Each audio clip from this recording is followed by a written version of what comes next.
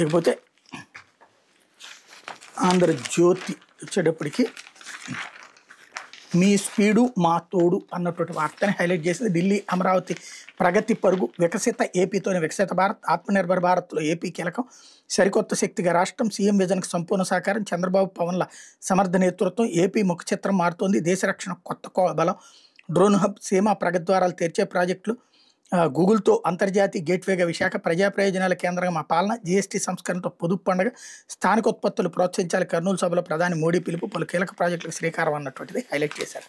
అయితే భారీగా లొంగుబాట్లు అంటూ కాంకేర్లో 50, బీజాపూర్లో 140 మంది, వీరిలో వాసుదేవరావు అలియాస్ ఆశన్న కూడా, ఆయన వెంటే నాయకులు రాజమల్లు, రనిత. నేడు ఛత్తీస్గఢ్ ముఖ్యమంత్రి సమక్షంలో తుపాకులు వేయనున్న మావోయిస్ట్ నేతలు. ఇంత భారీ ఎత్తున లొంగుబాట్లు ఇదే తొలిసారి.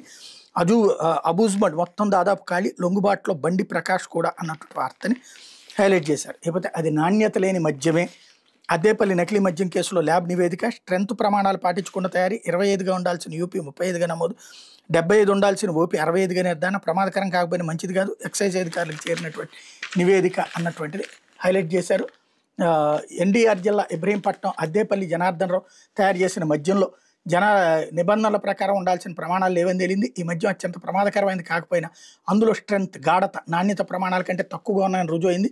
ఇబ్రహీంపట్నం నకిలీ మద్యం తయారీ గోదావరి నుంచి ఎక్సైజ్ అధికారులు స్వాధీనం చేసుకున్న మద్యం సరుకును నమూనాల ల్యాబ్ నివేదిక గురువారం ఎక్సైజ్ ఉన్నతాధికారులు చేరింది. గోదావరిలో మద్యం తయారీకి ఉపయోగించిన ముడి సరుకు, రసాయనాలు, స్పిరిట్తో పాటు తయారు చేసిన మద్యం అధికారులు సీజ్ చేసిన విషయం తెలిసిందే.